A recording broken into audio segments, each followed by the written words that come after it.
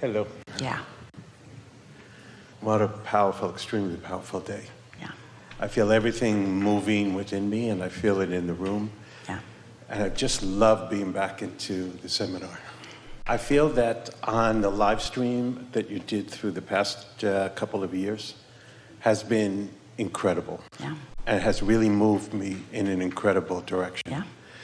The deactivation box process was and is so very powerful. Yes. It released, it brought me into a center of myself. Well, because it caused you to focus. Yes. Yes. And it was freeing in a lot of ways. And it increased my own awareness of how much I am worth and that we as individuals are truly worth, because it put everything behind. Here's how that goes. So you find yourself in negative emotion, which lets you know that you've got some resistance going on. It also lets you know that your inner being sees whatever you're focused upon differently than you do.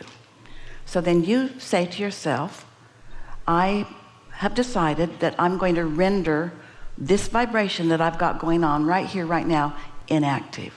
I'm just going to let this go. And so you take a little card, make a little note. Esther says in her mind, I've decided to render this inactive, and then she writes what it is.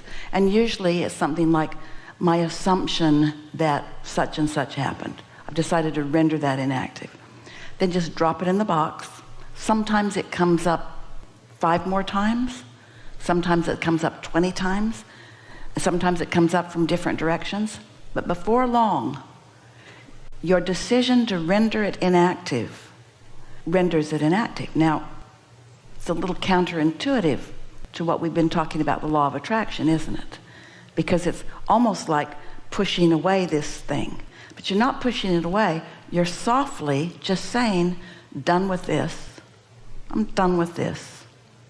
Done with this. I'm rendering it inactive. It puts you in the driver's seat, because by the time you begin to say and understand and mean that you're rendering something inactive, you're making choices about what's inactive, what you want to make active, and what you want to make inactive. And that's what focus is. And that's what's so incredible. Yeah. And at the same time, the creative process was getting enhanced. Yeah. And almost organically and naturally, it was what felt good. And as you were speaking before with many of the people here, it wasn't about how it was going to be done. It was just as the idea began to grow and take energy and feel really good, it started to happen. Well, we want to take the struggle out of your accomplishments. We want to take the idea of earning out of it. We want you to begin to understand that this is a vibrational universe and you are a vibrating being, and you can vibrate deliberately, and when you do, you get measurable response from a vibrating universe. This isn't trial and error. This isn't accidental. This isn't iffy or chancy. This is a sure thing. You can be or do or have anything that you desire. You just got to get right with the vibration, and you do that by caring about the way you feel. And once you start approaching it from a few different process perspectives, pretty soon you've got it. And then things start working out for you that maybe weren't, or maybe more things start working out for you than maybe have before. And then you start putting 2 and 2 together. Oh yeah, it got better when I started rendering inactive my negative thoughts about that. It got better when I cleaned up my vibration. It got better when I deliberately shifted the way I felt. Most people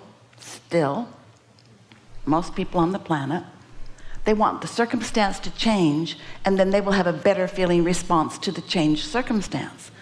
Well, we understand why that's appealing. It is nice to look at something that causes you to feel nice. Do all of that you can.